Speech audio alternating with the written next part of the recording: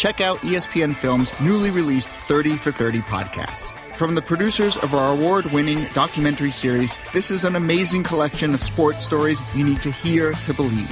Speaking of amazing, Delta Airlines and the Fly Delta app make your travel experience amazingly easy with real-time bag tracking, e-boarding, and passport scanning during check-in.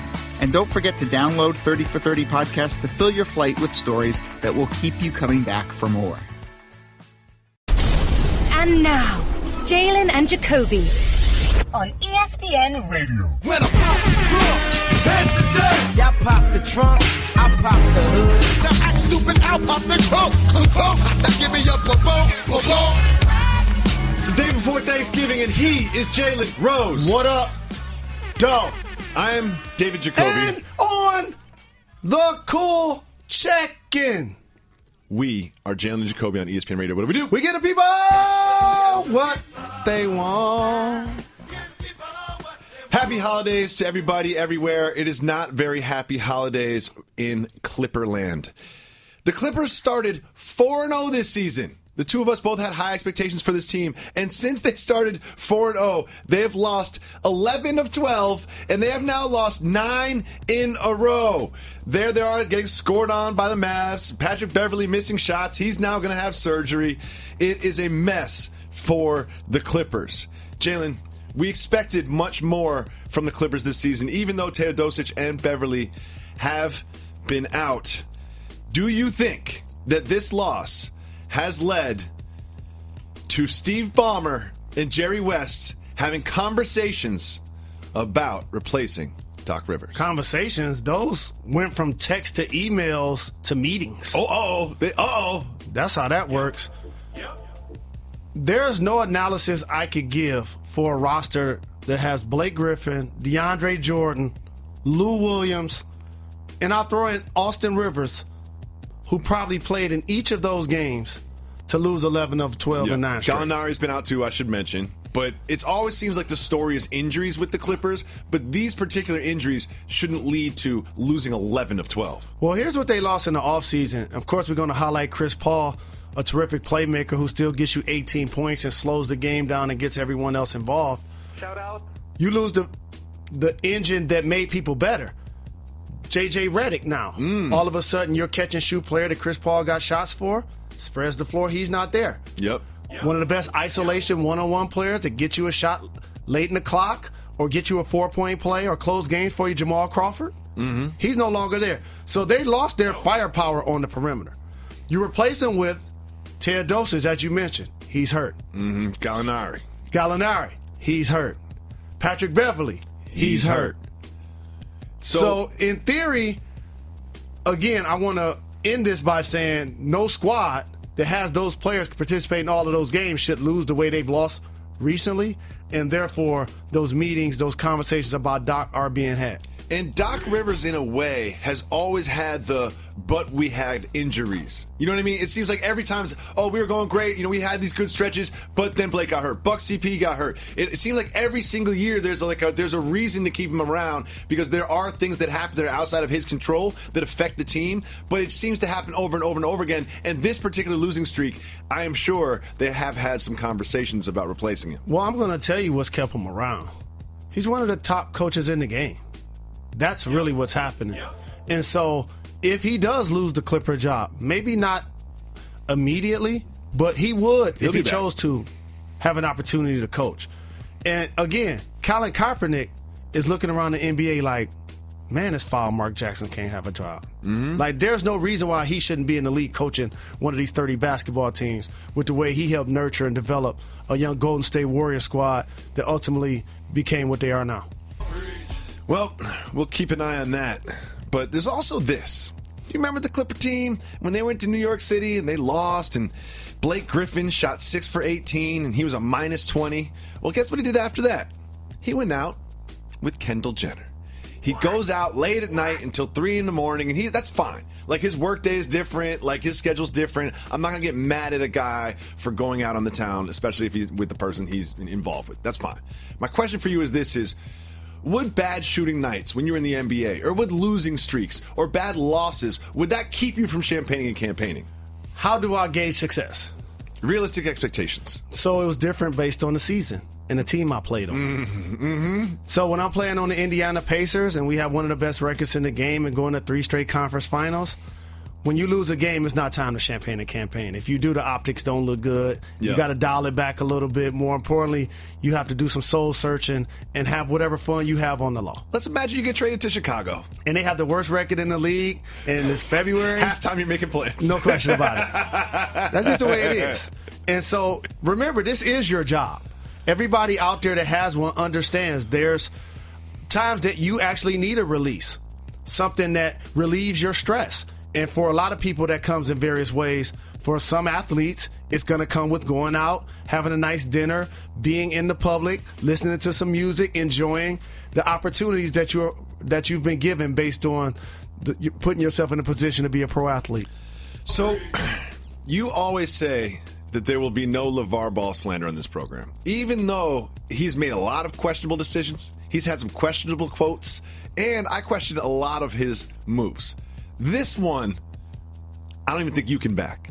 Here's what he had to say about his son's performance and the coaches of the Los Angeles Lakers. Quote, "They're soft. They don't know how to coach my son. I know how to coach him. I tell him to get the victory. Stop messing around."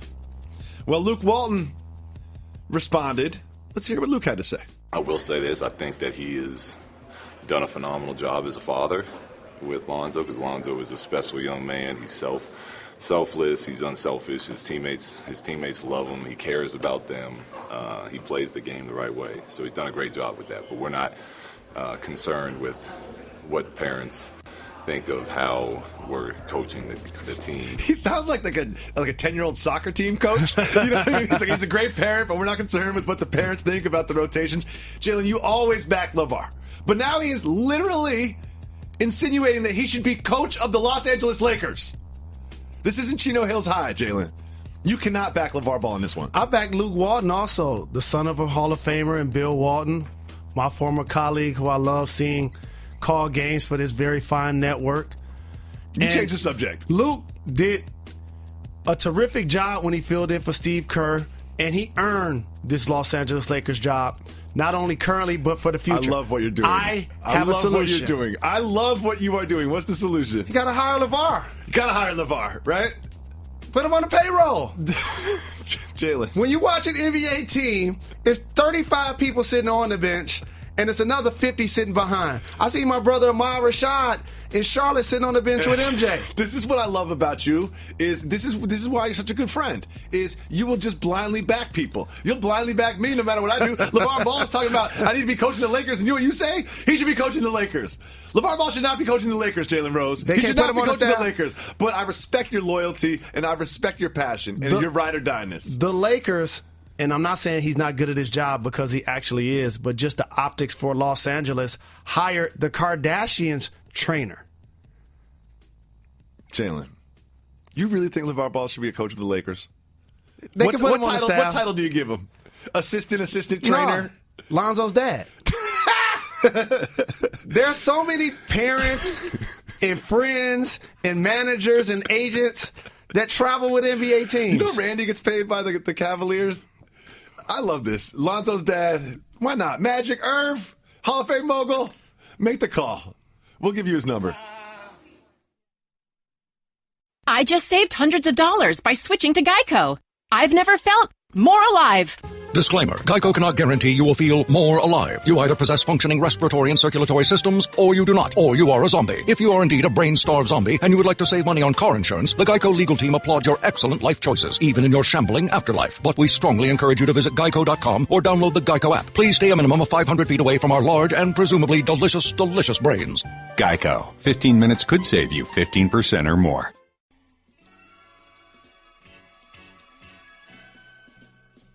Jalen, you always say that tomorrow is the Lions Super Bowl.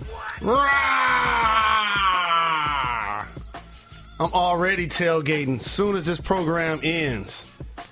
Already getting it started. You know how on Christmas Eve parents start wrapping gifts and pulling out cookies and milk for Santa? Or on just a normal Saturday turn Sunday, or Friday turns Saturday where avid football fans of the college or professional game, they start the pregame ritual and tailgating.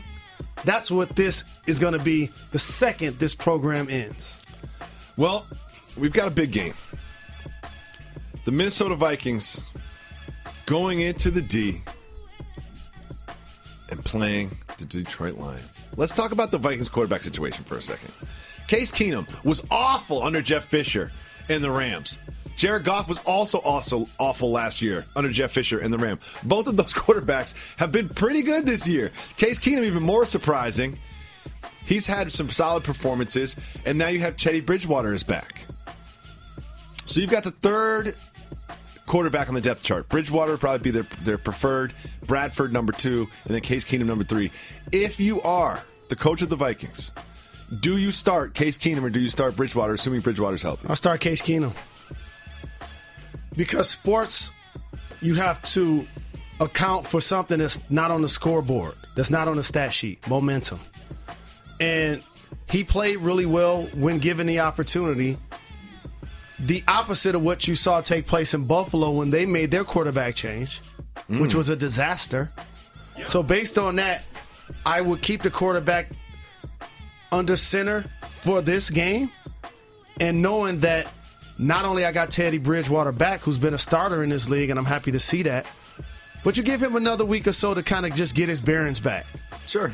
And when an athlete's been out a long time and he tells you he's ready to go, there's nothing wrong with saying, you know what, I want you to wait a couple more weeks to be safe. So based on that, I'll start Case Keenum. In fantasy, I'm starting the Vikings defense, which makes me root against my Lions offense, so we can win 3-0. Well, let me give you some good news for Detroit. They've won the last 4 Thanksgiving Day games. I tried to tell you, fam. They've won the last 3 games against the Minnesota Vikings. They beat the Vikings earlier this year 14-7, and the Vikings are truly one of the best teams in the National Football League. You'll listen to me one day. Do you think the Lions are going to win for real? It's the Super Bowl. Yes. How many games in a row have we won on Thanksgiving? 4. That's the longest win streak we've had at any time of any season. Of any streak of anything. What are you saying? Of course we're going to win. I'm just trying to see. I'm not so sure. I think, if I'm not mistaken, my little brother Big Sean is going to be performing, I think. I follow him on Twitter. I think I seen him post something. Maybe he was at the Pistons game. But either way, we're going to have somebody from the city on stage to represent. It's going to be awesome. And that one starts too early for me, man. Perfect time. What's it start, 12:30? That is perfect. On the East Coast? That's 9:30. That's so perfect. So here's the problem. And I need your help with this, Jalen. There's a lot of just disproportionately women in my family, especially at Thanksgiving. Just a lot of females around. I think me and my son are probably going to be the only males at the house. Shout out to Uncle Garrett if he comes by. Shout out to Q. Shout out to Q. And Q isn't exactly the biggest football fan. Good. So I'm not even going to try to get the game on the main television in the living room. I'm going to have my little kid chamber. On a Women's Crush Wednesday, you're definitely not going to try I'm going straight to the bedroom. I might even lock the door. And you know when you talking to a microphone and use term like chamber, that could be considered a failed test. I guess so, but it's not. I call it my sports chamber. Okay. It's my sports chamber. Okay. When there's big games, I go into my sports chamber and I lock the door and I turn off all the lights. I turn the volume up to 100. Sounds like a Wu-Tang album. They'll get there eventually. The saga continues to the sports chamber. Now we have the Chargers playing in Dallas against the Cowboys, minus Ezekiel Elliott. I think I might skip this one. I get a lot of fantasy love. I got to see what Phillip Rivers does. Need him to have a big game. Dak struggled last week versus Philly. You're really concerned about your fantasy team, I can tell. You talk about it a lot. You usually talk about your fantasy team a lot, but you've been talking about it a lot lately. Well, I'm 7-4, and 2 weeks before the playoffs, I'm second place now in the division. I need these 2 wins. I don't think you're going to get these wins based on your team. No. I really put don't. The best players on the field. So everybody out there, I know it by heart. I hate to put Sanu on the bench because he has been consistent lately. But this is going to be the money squad we going with this week. No one asked. Just like we draft them. There's a lot of people out there to play fantasy. Okay, to care about it. Phillip Rivers at QB. LeGarrette Blount and Fournette at running back. You're the Doug best. Baldwin and Larry Fitzgerald at I know receiver. this roster by heart, too, because you won't stop talking about it. Travis Kelce at tight end. And here's the flex that replaced Sanu, coming back from injury. Greg Olsen. Need him the ball, have the Vikings D, have the Titans kicker. I know your fantasy team more than my own fantasy team now. Because off wax, it's basically all you talk about now. We spend more time talking about your fantasy team than any NBA team out there. Or anything on the show. Anything on the show, for sure. I wish you put just like 1/10 of the effort into the show that you put into your fantasy team. You know, we're gonna have to start giving you incentive-laden contracts or something. Because there's money at stake. We're gonna get you one of those Ricky Williams contracts. One of them Roger Goodells. That's what I want. Let's get you one of those Roger Goodells. You don't have to worry about first class. You got a plane for the rest of your life. And then we have what looks like a good game. You know, when you put it on the schedule at the beginning of the year, the New York Giants playing the Washington Redskins. And quietly, Kirk Cousins has been putting together some good performances. Quietly, he's one of the top half QBs in the league. A division rivalry, just like the Detroit game. 3 of the 4 teams in the NFC East are playing on Thanksgiving. And I think the Washington Redskins, I think the Washington football team finds a way to win. The problem with that is I'm going to look around the house Thursday night, having dinner with Molly's family. Everything is going to be great. If the Lions and Giants lose, oh, man, I might have to sleep on the couch. That's foul. You guys need each other to commiserate. You know? That just sounds good on wax. Yeah, it does. Yeah. I don't think anybody really sleeps on the couch. You know what I mean? Like, no, that doesn't happen in real relationships, right? No, if you out, you out. I slept on the floor for a while once, but not for real. I got back in there. My wife's Get the them, best. Joy. My wife's the best. On a Wednesday. She run that house. Don't ever forget it. And you, which is 2 different things. Very quickly, we are seconds away from Kevin Durant returning to Oklahoma City. Said he's going to play. Return of the man. He also said this when he was asked about Oklahoma City, quote, that stuff right there is going to last forever. That stuff is way more important than a championship. Me and my family didn't just erase those 8 years in OKC, DC, and OKC is where we grew up. My mom, my brother, me, and my family didn't just erase those 8 years in OKC. What do you think about that? Facts. I am OKC. Facts. I'm still OKC. That Facts. blue is going to be in my blood forever. That place raised me. Don't sleep on this. Kevin Durant loves what's happening in Golden State. But never say never. Let me ask you this question. And he's not burning the bridge. Let me ask you this question. He may end up back there one day. Will Kevin Durant fly into Oklahoma City for fun? Not for to play the team or not to accept an award, like just for fun. No. Will he ever do that for the rest of his life? I'm going to do you one better. Yes, and for charity. And I'm 1,000% going to be right on this. He'll do that. But the point I'm trying to make is he going to fly to OKC? If he loves OKC so much that he would visit, he would go there, he would keep a house there, he would do something if he loved it so much. Now, is he going to keep a house there? No. Is he going to keep a vehicle there? No. Is he going to fly there on a Friday or Saturday night to go champagne and campaign? No. But he will go back for his charity event. Yeah, I mean he'll stay. He'll stay associated with the city. He cares about OKC. I believe that. I'm not saying I'm not trying to say he doesn't. I'm not trying to say he doesn't. I wish they had a squad. They should.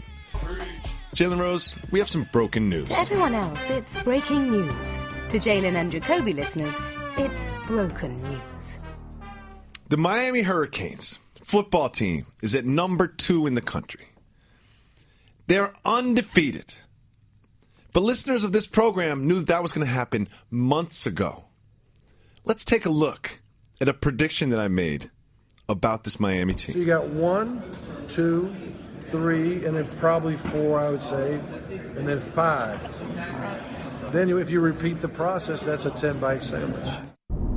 If this man approaches eating a sandwich with this level of detail and pre-production and strategy, there is no way that Miami loses a football game this year. Jalen, what you first saw was Mark Richt, head coach, explaining his strategy to eating a sandwich. What you saw after that was me claiming that they were going to go undefeated because of the way that he eats a sandwich. I've made so many predictions on this show, most of which do not come true, but the dumbest one that I make is actually coming to fruition. What does this mean? It means that Miami must close the deal. And shout to the U, to Luke Skywalker, to all of the fans and supporters of the squad. I've been just that for a long time. Mm-hmm. And in the 80s, a couple of teams that I idolized, the early Georgetown, John Thompson teams. And as it transpired later, the UNLV, Jerry Tarkanian basketball teams. Mr. Rivas. And obviously, the U and the legacy that they had. And when I got a chance to meet a few of those guys, in particular Warren Sapp in the early 90s, that became my squad other than the Wolverines. We know that this is your squad because you've sort of supported this team before on wax. If you take a look at this photo here of you wearing the Miami gear. What's that in your left hand, Mr. Rose? I know your left hand. Is that a basketball? I know I'm not drinking urine. No, that's a beer. That's a beer. You have age there?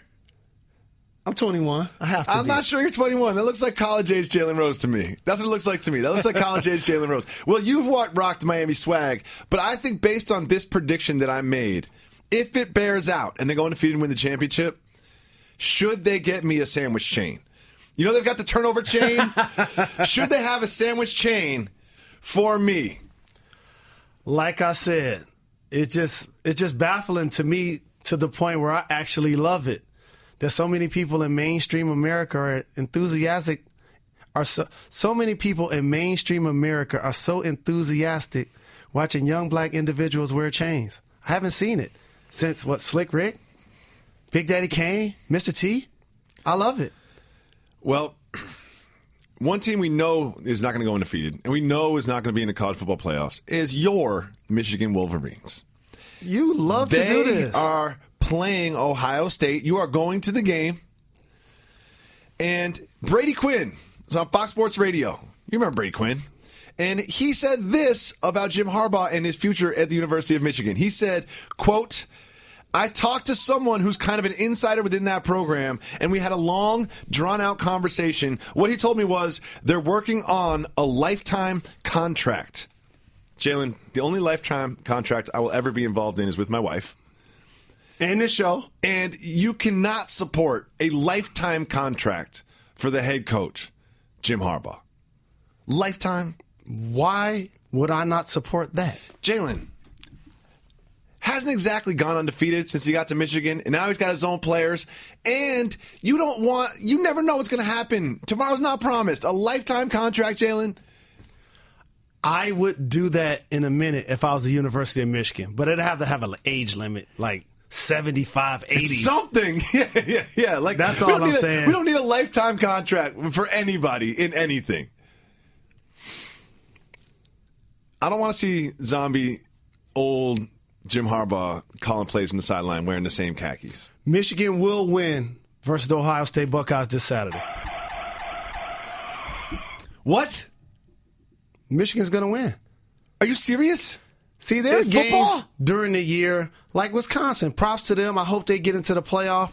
It's great to see them come up. It's great to see Penn State come up. It's also for the Big Ten. You know we're recording this. But the biggest game of the year is happening this Saturday. Ohio State at Michigan. And all I know is we will be celebrating afterwards. All I know is we'll be playing this tape on Monday, and we'll get your response on Jalen and Jacoby after they get blown out by at least 3 touchdowns. Some things about Thanksgiving we've discussed are cultural, but a lot of things about Thanksgiving are regional. And our colleagues over at 538, they did a poll of over 1,000 people from all over the country, and they constructed this map that you're seeing here.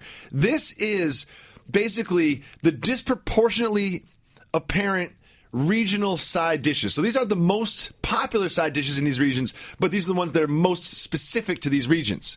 You've got squash in the Northeast, mac and cheese in the Southeast. You got cornbread, right where you'd expect it, right around Texas and the surrounding states. The Midwest is green bean casserole. And then the whole western side of the country is salad. I have a lot of questions about this, but number one, have you ever had salad with your Thanksgiving meal? Absolutely not. I've never had salad with my Thanksgiving meal. It's never been discussed. It's never even been a thing. Why would we do that? What are we going to do? Cut up some carrots and cucumbers and put them next to the mac and cheese and the mashed potatoes? No one's going to touch the salad. You're not going to eat salad with turkey. It's not happening.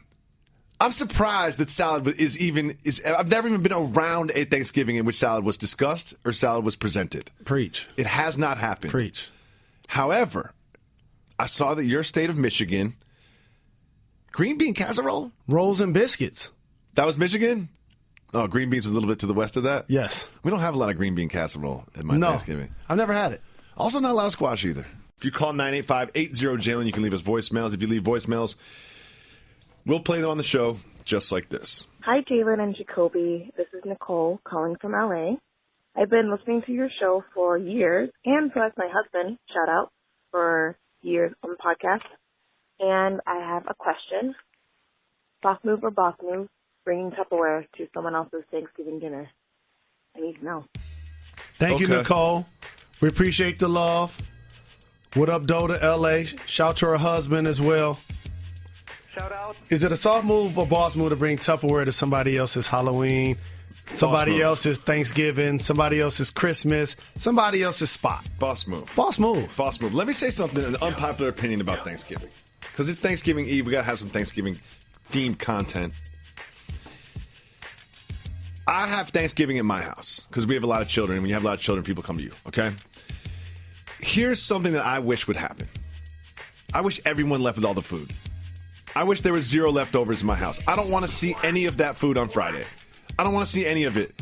I would like that. Reggie's in my ear, already mad, and I can tell from your face you disagree. Leftovers are an overrated part of Thanksgiving. I try to get rid of as much of the food to the guests that come over as possible, and my wife gives me a look when she sees me scooping the mac and cheese, a little heavy for aunties.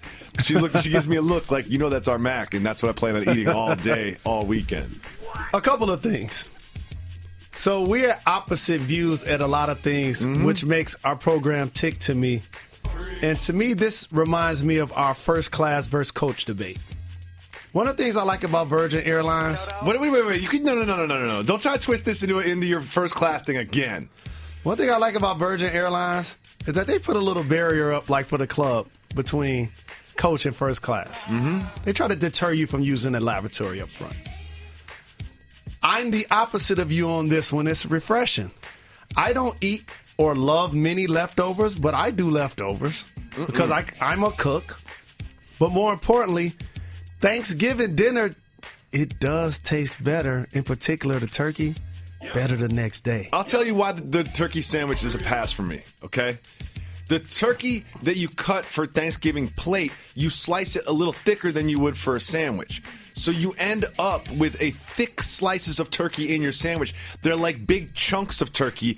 I would prefer it to have a thin slice, like a cold cut slice, if I'm going to have a sandwich, because I don't like big, chunky, chewy, sort of like chicken breast side chunks of turkey in my sandwich. And no matter how much mayonnaise and pepper and whatever you put on there, it's still just going to be a big, chunky turkey. And I think everyone knows that turkey is an overrated part of the meal anyway. Turkey's not that good. Like, there's a reason you only eat it once a year. You don't make a turkey any other time of the year. You don't. It depends on what type of turkey. Have you ever had deep fried turkey? No, I'm a white person. Okay. You need to have deep fried turkey. I would love to. I heard it's dangerous to make, so yes. I'm not into that. Yes. You know what I mean? And like I said, I host every year. I don't have what it takes. I don't have the utensils. I'm not getting involved. So for everybody keeping score, this is amazing. Jacoby has never had deep fried turkey, but that's not the point. Is that I'm a snob when it comes to first class. He is when it comes to eating leftovers. I don't like leftovers. I work too hard. I want hot food. You know what I mean? I work too hard. Same way I feel about using the bathroom and putting my luggage up in first class. I work too hard for this. I'll take some hot food. I know that makes me sound bougie or whatever, but I've had this opinion since I was broke. Bad and I don't bougie. want yesterday's food. You know? I don't want yesterday's food. I want today's food. Unless it's some Chinese, because then I can rock with that. Well, you better keep a job. I'm trying. Thank you so much for the call, Nicole in L.A. Shout out to you and your boyfriend. Shout out. Husband, and your boyfriend. Just play Nicole. Stop. Just play Nicole. Let's listen to the next voicemail. I have a question for Jacoby. This is Monica Driver from Flint, Michigan, by way of Dayton. Question. When my family comes, they always take plates of food home. Do you have the same issue? I'm only asking because I'm African American. Sometimes my family will come in. They'll make a plate to go before they sit down and eat. Let me know what goes on with your family. Thanks. Happy Thanksgiving. Big shout out to Flint Town. I know you're still dealing with the water crisis or whatnot. I wish it was something that dominated the national headlines, that people are using water like a third world country right now in Flint, Michigan. Mm-hmm. So I'll take this platform to do so. And I'll fall back and let you answer her question because you notice she didn't ask me anything. I think her name is Monica. You notice, let me repeat, she didn't ask me anything. No, you got her name wrong, too. She said she had a Her name question is for Nicole. Jacoby, and then while she says talking, you point to yourself like, I gotta talk. That's what it is doing a show with you. She asked me a question pointedly, like, Jacoby, this is a question for you. I never answer her question. I know. But I wanted people to realize there's a reason why she didn't ask me. Well, I know what you're going through. We've already covered the leftovers things. I prefer people leave, but usually it's on the way out when the to-go plates are starting to be talked about. And here's one reason is you have the initial Thanksgiving dinner, and everybody hangs around so long that like you kind of go back to the food at some point. You know, you go Thanksgiving dinner and then you go to desserts, but then it's like 4 hours later and you napped or you watched the Lions lose or whatever, and you just go back to the food. Always taking shots. You always go back. I go back to my favorites. You know, the mac and cheese, which my wife makes me call it the crack and cheese because it's so addictive and it's not good for you. But it's funny that she says that because she says she's African American. You notice how she assumed that I did not have a very diverse family. You know, I think she thought that perhaps that we had the Caucasian only Thanksgiving, but it's a very mixed group at my Thanksgiving table. And like I said, there's a reason why she didn't ask me. Mm-hmm. And I'll say this respectfully: my mom is the queen of to-goes and carry-out. Really, she is that person that goes to a restaurant and orders carry-out. Yeah, you do that too. Correct. I've seen you do it all the time. I've seen you do it all the time. It's one of the more baffling things in the world. No question about it. You will eat dinner, and you'll be like, oh, let me get this entree to go home. I'm like, well, who is that for? Are you like, me later? I just like to have it around the house. And the other thing I want to make sure I stress, it's a boss move to make a plate as soon as you get to the spot. That's crazy. I'm going to say that's kind of rude. It's flagrant. It's kind of rude. It's kind like, of rude. I like these specific items. I'm going to make sure I'm making I eat sure some that I here reserve these. And later. Are you going to take a Sharpie, put your name on it, and put it in the fridge too? Yes. Is that what's going to happen? No, you put a plate on top of a paper plate, and then you put your initials on it, and then you put a foil or a Ziploc around it. Oh, no. See, I'm going Tupperware. Like, you know, you have to take it home. You know what I mean? You don't want to leak in stuff in the car, in the passenger seat, or whatever.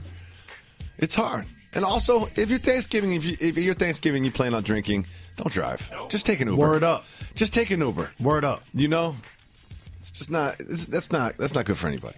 Not safe. Never drink and drive. Let's listen to another female voicemail. Don't forget, if you call 985-80-JALEN, you can leave us a voicemail. Wednesdays, we always celebrate the kinder, more intelligent, more mature, and just generally superior gender, the women. So we have all female voicemails today. Hey, Jalen and Jacoby, soft move or boss move? Making your password on your work computer Jacoby Juice, so that every time I arrive at work in the morning and log on to my computer, I think of Jalen and Jacoby, my favorite podcast in the world. All right, happy Thanksgiving, guys. That's a boss move. However, giving your password out to a nationally syndicated radio program and podcast and television show might not be the boss's move. She never said where she was from. She never said where she worked. She didn't say where she worked. That's right. It's a boss move. First of all, it's a huge boss move. It's flattering, too. Now I know how you feel when people get named after you.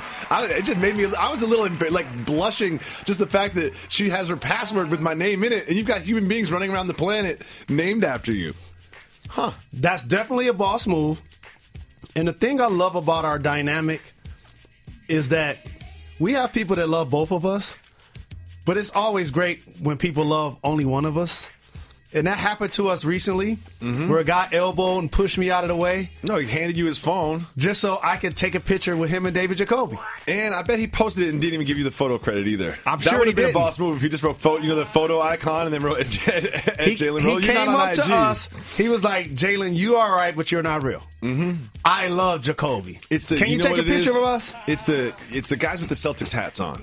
You know what I mean? Because they know me through Bill Simmons, like from the OG Jacoby, like literally 8 years ago, talking about Jersey Shore. Those were some of my favorite times in media. Big shout to the Podfather, as always, the first person to ever put me on. Shout out. Mike to speak and be distributed. Really appreciate those calls. We have time for one more. Let's hear it, Reg. Hey, Jalen Jacoby. This is Michelle calling from Maine. You guys are really welcome to come visit anytime you want. It's pretty boring here. I'm going to keep my questions simple, all right? Mariah Carey or Whitney Houston? That's it. You guys are doing a great job. Keep giving the people what they want. Big shout to Maine. No doubt about it. New England. Shout out. I appreciate the invite. You never know. Yeah, it might be a I did plane like connection. It may be an appearance. It may just be an opportunity to go You visit. know, you get kidnapped, a hostage situation, you end up in Maine, you escape. You know, you need some safe haven. Who knows what could happen? You end up coaching a G League team in Portland. Life isn't promised. But her question? It's an easy one. It's easy. Easy. Mariah Carey all day. I'm kidding. I was about to stand on this table. I can tell the look on your face. It's like, I'm disrespecting you in so many different ways. You've never looked at me like that when I picked Mariah Carey over Whitney Houston. No, man, it's Whitney. This relationship was going to be It's over. Whitney. It's Whitney. It's Whitney. It's Whitney, no doubt about it. It's Whitney. It's Whitney. Drops the mic. However, you know I like to watch reality TV. My wife found a Mariah Carey reality show, and I'm really glad that she made some changes with the people around her, because sometimes you can just tell. I've been in the media game a long time. Sometimes you can tell, like, the people around you are not this isn't the cream of the crop, Mariah, and you are the cream of the crop. You need to get the people around you right. Or they just cast a show with a bunch of, people that weren't great at it to give it drama. Who knows? But shout to Mariah Carey and that show. But it's Whitney over Mariah 10 times out of 10. So we went up to our 1-800-Flowers Twitter feed, and we had people ask some Thanksgiving-themed questions as we head into the holiday. We asked them to ask some things were cultural. So we've got some. Johnny wants to know, Jalen, is calling turkey stuffing dressing cultural? Yes. I'm going to say I've never heard of turkey stuffing being called dressing literally until this year. And I'm almost 40 years old. It definitely is. But I call it dressing. I've never called stuffing dressing in my life. I call it dressing. I'm kind of baffled by this one. This is brand new to me, by the way. I've like heard this being referenced before, but I didn't understand that the person meant stuffing. I thought maybe they meant gravy, because dressing to me is something that goes on a salad dressing, or it's kind of like a garnish on a plate, like you're dressing a plate with some cilantro or something. Someone feel free to correct me if I'm wrong, but I'll take a stab at it.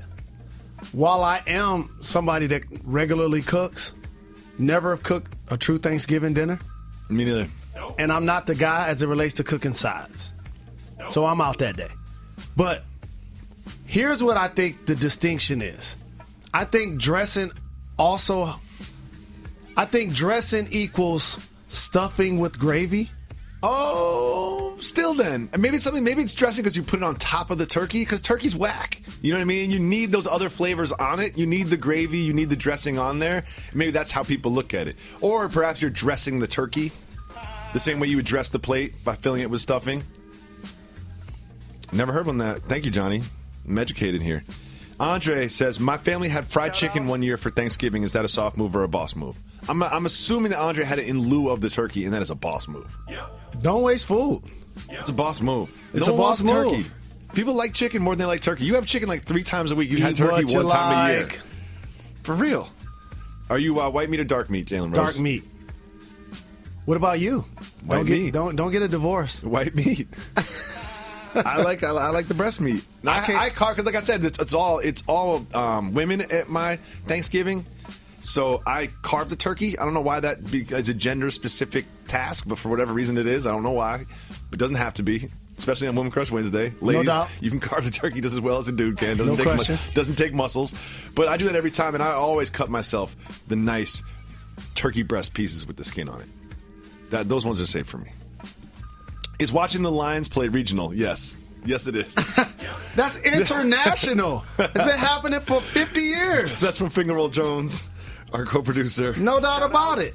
They're a part of your family's fabric as it relates to watching football. You remember when Billy Sims stepped on the back of a Houston Oiler and kicked him in the chest? No. You remember when Lawrence Taylor picked off, I think, Eric Hipple and ran it the other way 99 yards for a touchdown? I don't remember that at all. You remember Tony Dorsett running 99 yards against our defense? You also remember Billy Sims and his greatness. I don't hear a lot of Lions Megatron. highlights in these memories. It seems like there's a lot of scoring against the Lions in all these memories. Those Jalen. are just historic plays. Okay, what's the most historic play in the history of the Lions franchise? The most historic play? Seriously, I can't think of like a signature play in the history of that franchise. You can't either. Our That was when Dan signature Orlovsky ran out the back of the end zone. Is the only thing I can think of. That was in the Aaron 16 Rodgers season. got the Hail Mary on y'all.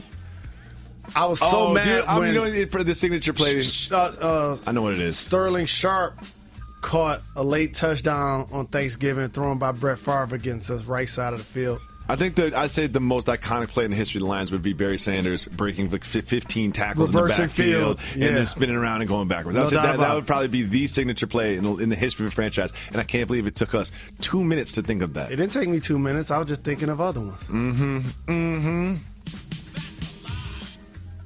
Holla at your boy, Barry, trying to get you to come support some JRLA events.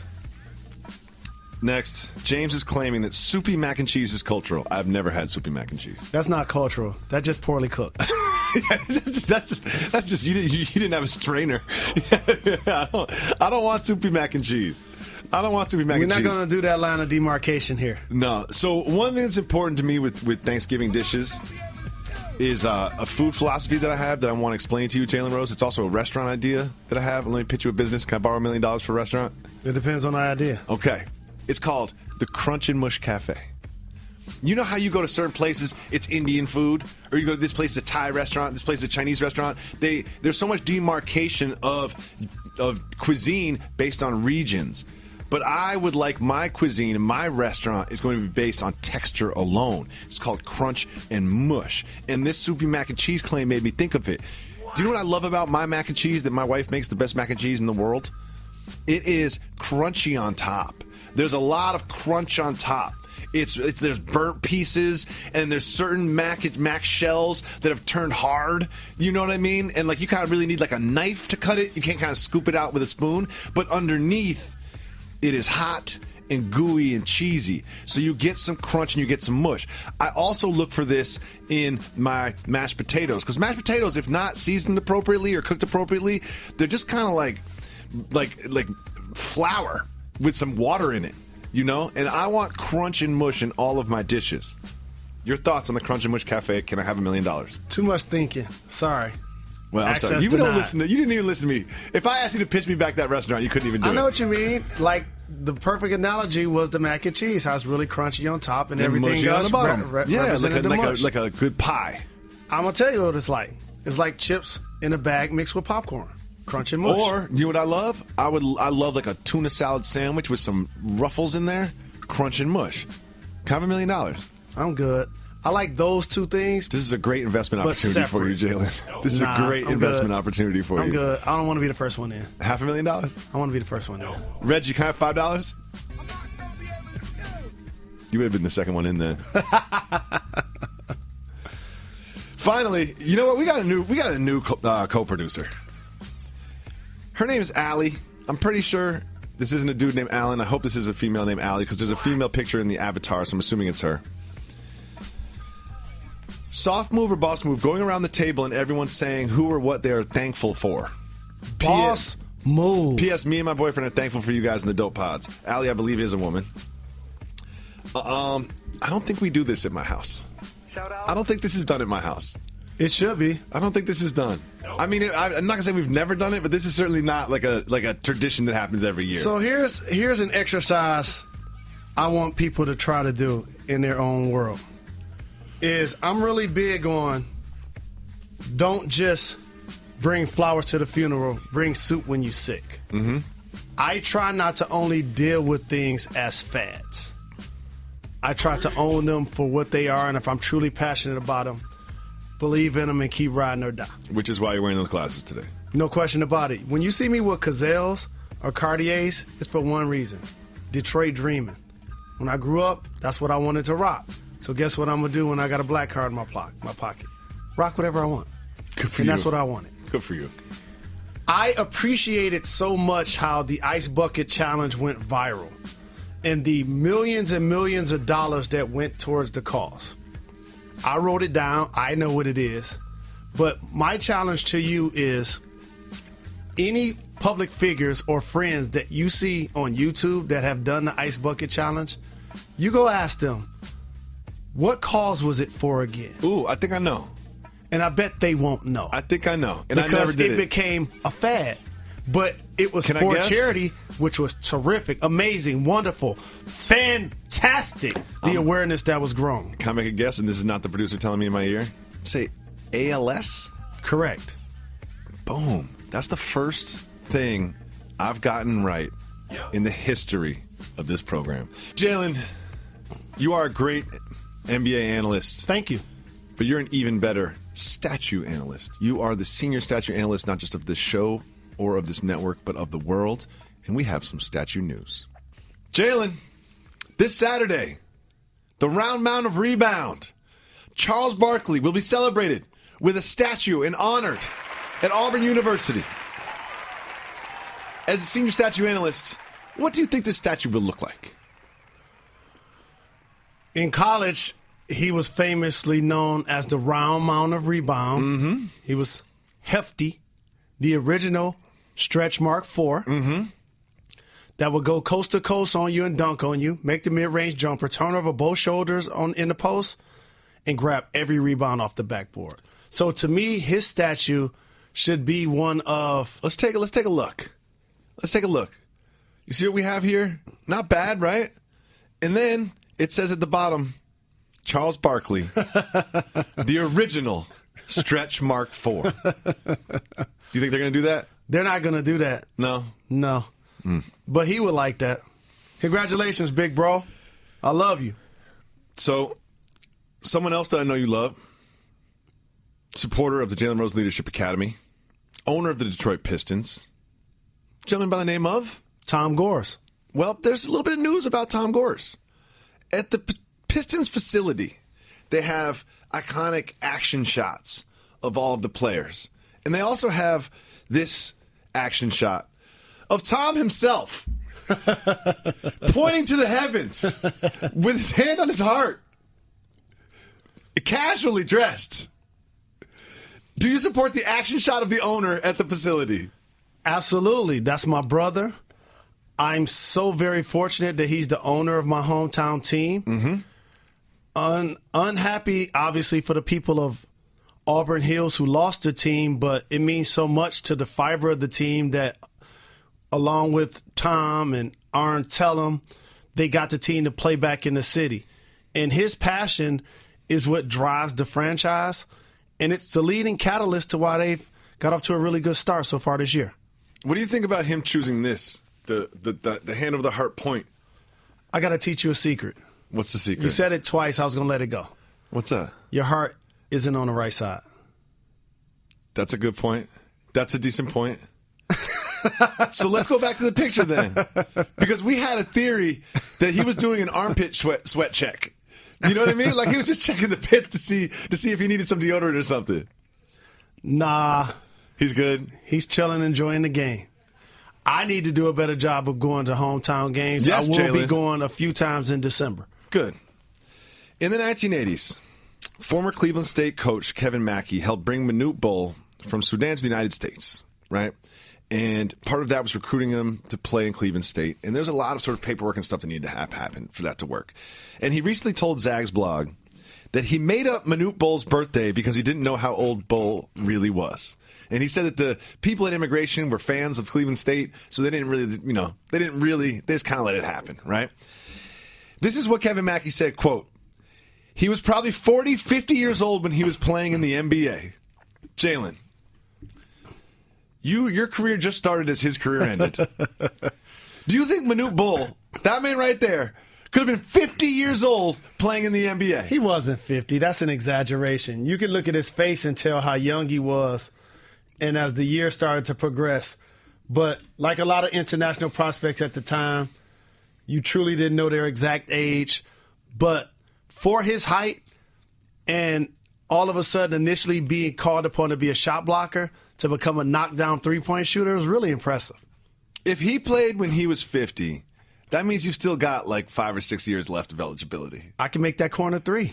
You can make the corner three. You've still got a couple years of college eligibility, right? I know. Let's get you and back I out haven't there. retired. You know what? I'm going to be honest with you, Jalen. I played with you. You're not ready for the NBA game, but you can play in college. Like, you can play in college. If they're going to give Jim Harbaugh a lifetime contract, they can at least get you back out there, old number 5, lefty number 5 yelling at people. No? No? So, Jalen, I'm married. I've been through that process. Happily. Very happily. Me and my wife have a lifetime contract. Jim Harbaugh, I wouldn't give a lifetime contract to. Joey Jacoby, lifetime contract, no question. I like what you did there. Mike Leach, football coach, got a good personality. Reporter asked about advice about his upcoming wedding to his fiancée. Mike Leach didn't just say congratulations and move on. He gave some real advice. Almost too real. Let's listen to Mike Leach's advice to a young man about to get married. The women lose their mind. Your fiance's going to lose her mind. Your mother-in-law is going to lose her mind. Your mom is going to lose her mind. Several of your sisters and female relatives are going to lose their mind, and they're going to barrage you with constant questions. What should we wear? And then, which, of course, my answer was, I don't care. And then, what color should the invitations be? I don't care. What should we have for dessert? I don't care. Should we seat this way or that way? I don't care. But see, I don't care is not satisfactory at all. We cut that down. And the original version I saw was like 4.5 minutes, and that was cut down too. Oh, wow. He kept going and going? Like, he really had something to say about nuptials and the process. But you know what? Truth. He gave that young man a lot of game about getting married. Do you think his wife felt a certain way when she heard this? She would, but here's what I learned. You taught me this.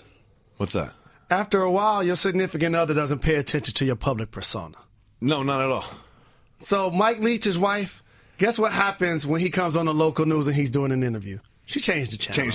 Yeah, exactly. He knows that too. And based on that, there's one thing he would have switched if he thought that she would listen.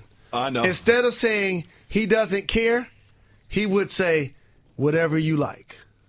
That was the only things he would have substituted. Now, and I'm not just being like the PC guy when I say this, but he did sort of make it seem like only females get wrapped up in the wedding stuff, and that's not how it goes in reality. Because there's always some upset father of the brides out there, you know what I mean, or some brother that doesn't necessarily love his sister's groom. There, you know what I mean. Like the drama surrounding wedding preparation is not gender specific. As someone who's been involved, but I had a very drama-free experience. It was great. Joey's the best.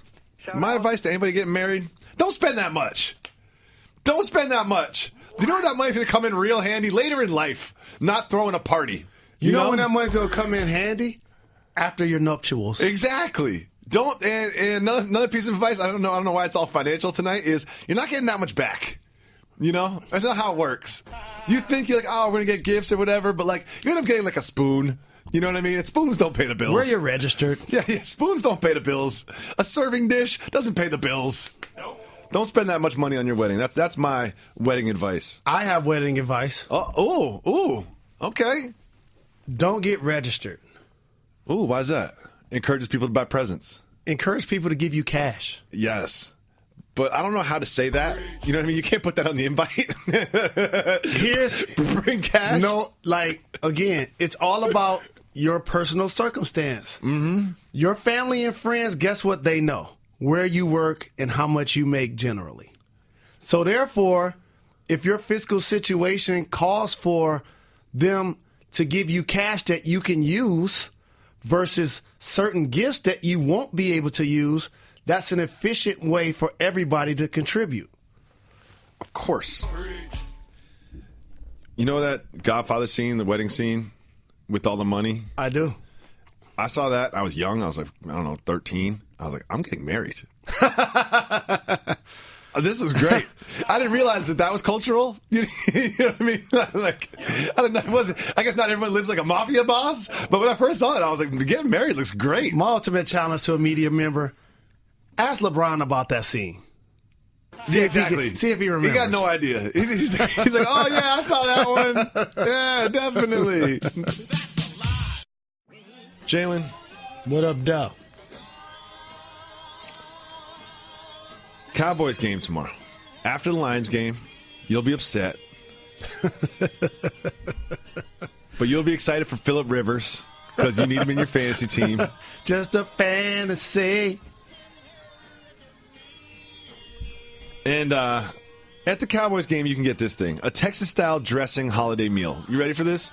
It's a Texas-shaped waffle made of traditional stuffing, topped with homemade mashed potatoes, a choice of roasted turkey breast or smoked pit ham, fresh green beans, and homemade cranberry sauce. The meal is stacked high and slathered with turkey giblet gravy. Let me tell you what's overrated. All of these things that are stacked, that you can't put all in your mouth at once. Exactly. I don't care if it's a hamburger. Did you see those amazing commercials with 5 buns and onion rings and 3 patties? A pastrami sandwich in New York City. You go to Katz's and you get a pastrami sandwich. It's like, what do you want me to do with this thing? Like, what is this? I like cats, but I see what you're saying. No doubt about it. And so the only thing I like on my waffle, 2 things: butter and syrup. I don't want mashed potatoes on my waffle. I don't need fried chicken with my waffles either. Butter and syrup. We talked about that on this program. Yeah. Shout out to Nas. I got to go check out his restaurant in Queens. I think that's where it is. Chicken and waffles. He does chicken and waffles? I got to go check it out. I usually co-sign everything Nas related, but I can't co-sign chicken and waffles. I like it. That don't mean that's what you have to order. If I'm not going to go to Pat's Cheesesteak and be like, hey, can I get a chicken sandwich? You know what I mean? Like, if that's what you specialize in, then that's what I'm going there for. You don't go to steak restaurants and always order steak? Ooh, dirty secret. Lamb is always good at a steak restaurant. Fish is always good. Like a steakhouse, go with other meats, other things on the menu at a steakhouse, and you will not be upset. And as somebody that loves lobster, don't always love them at steakhouses. Ooh, why is that, Mr. Rose? Because a lot of times they only have whole lobster. They're trying to get you to pay for some 4 or 5 pound thing you're never going to eat. You just want the tail? And a lot of times I just want the tail. Oh, I like the claw meat the best. Claw meat is the best part of lobster, in my opinion. Yeah, Joey told me.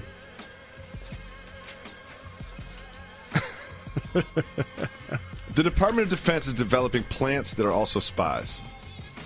That's doing too much. I just want to see what you say. That's Sometimes you doing too half much. listen. You know what I mean? Plants and spies? I heard all of that. It's doing too much.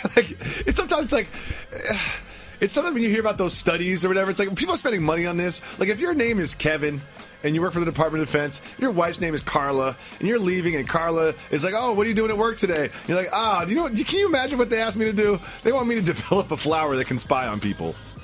Now, however, want to hear what your mate has to say or do when you're not around? I guess that would be something interesting for the house. I'm not concerned about that.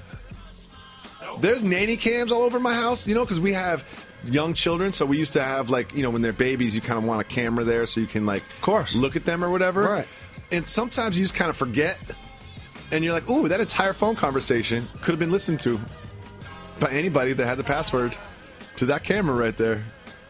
Something to remember for new parents. Well, you got to change the password from Jacoby Juice. That's not my password. That's that girl's password that called in. This guy scored 2 goals in the English Premier League game, okay? And then he shows up to his child's birth, still in his uniform. Soft move or boss move? Showing up for your child's birth in anything, boss move. I'm going soft move here. in the berths that I've been around, long process. No hours question. and hours and hours. Like, you end up just watching TV. It's like an afternoon at the house at some points. And sometimes it's like the most crazy experience you've ever had. But I want some fresh draws on. You know what I mean? I want some fresh socks. But who says he didn't show up with his uniform and then make sure she was good and then go in the bathroom and change? I feel like my wife would be like, what are you wearing? Put some shoes on. You got cleats on and how you're dragging His mud all over this significant other place. probably did the same thing. Yeah, you smell, to go take a shower. He probably wanted to. You can't be late. It's like a hip-hop concert. You're not going to be late to the birth. He didn't want to take that 30 minutes, that hour, whatever it might take to get ready. He wanted to be present, make sure everything was golden. Then he go to the bathroom and shower and or change. I take that back. He ain't going to shower. He going to change. You ain't going to the hospital and taking a shower. So he wore that same funk for a couple of days. J.R. Smith was asked if the Cavs were worried about the Celtics' hot start to the season. And here's what he had to say. Quote, "Nah, it's too early. We don't start paying attention until after the All-Star break when you see teams spacing out. You start getting your best shot after the All-Star break." Facts. This is facts. This just sounds convenient for J.R. Smith because the Cavs are losing and the Celtics are winning. If someone tells me that if he was on a 16-game win streak, he'd be like, a win is a win. A win in October is just as good as a win in March. That's what he would say if they were winning. True story. When they're losing, he's like, he would. It doesn't really matter. We don't even care until the All-Star break. I agree. And I think there's a lot of sort of philosophies like that. Like, you kind of say what serves the narrative of the moment for your team and for yourself. I'm rolling. I agree.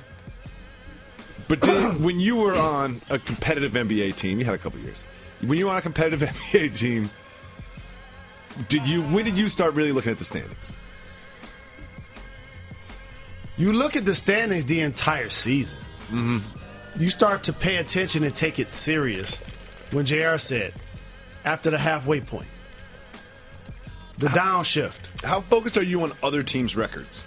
You're really focused on the teams that you understand that are going to be good and those you may end up facing. And as playoff positioning starts to happen, you're definitely paying attention because those become your opponents. It's what you do for a living. You better be paying attention. I want to get back to something that you said earlier. When you guaranteed that the Michigan Wolverines were going to beat the Buckeyes? I did. Why did you do that? Because it's going to happen. JT Barrett's final game versus the Wolverines, 3 picks. What other details are going to happen? That's the most important one. Okay. I think you're saying that because you're going to be there. I think that has something to do with it. Of course it has something to do with it. I think that has something to do with it. But here's what's really going to happen. You're going to be down by 24 points in the third quarter. You're going to start, you're going to start thinking, I could beat the traffic if I leave right now. The highways coming in and out of Ann Arbor, they get busy sometimes, especially on football. 94 to 14. During football games. They get real 96. busy. You know what? I can get a real jump on this traffic. Let me just see where my driver is. Let me just text him to see if he's available. We'll see. I look forward to readdressing this on Monday. And the thing I root for the Wolverines. I do. I know you do. I do. But here's what I know about you. If your theory takes place, you're going to call me at the beginning of the fourth quarter to see where I am. You're not going to pick up. We're going to open up our 1-800-Flowers Twitter feed because we have a simple motto on this program.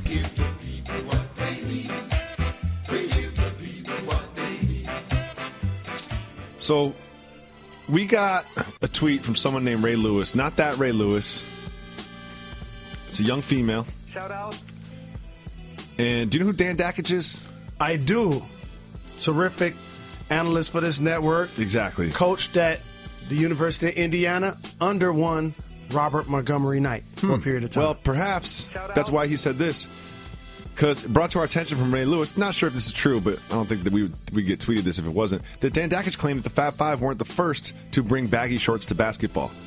What? Now, this comes to mind, my thing is there's no such thing as original idea. You were not the first human beings to wear shorts that went down to the knees.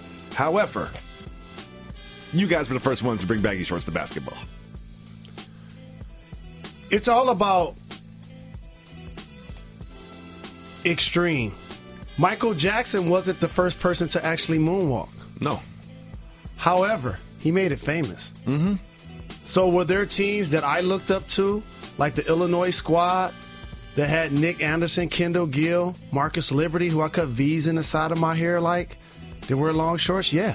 Sure. The UNLV squads with my brother Anderson Hunt, LJ, Stacey Augman, my brother Derek Coleman in Syracuse. What you guys don't realize is when DC came home in the summer, when Hunt came home in the summer, they gave me those shorts. And by the time I went to college the next year, I needed that. So, in theory, he's right. Of course.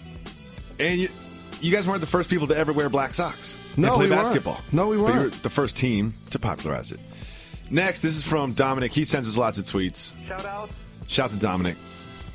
This is a good question. The Thanksgiving topic that you don't hear about too much. Dominic touched on something here. Soft move or boss move? Dressing up for Thanksgiving dinner, even though the only people there are the people that you see every day. For Thanksgiving, it's a boss move to dress up. I'm not so sure.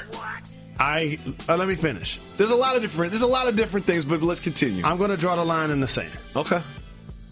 If it's a Thanksgiving when you're walking around the house with the people that live there all day, in your PJs, your shorts, and your T-shirts, you got your shoes on sometimes, you got your socks off other times, you're laying on the couch, all you're doing is eating and farting, then I understand not putting on clothes. Yes.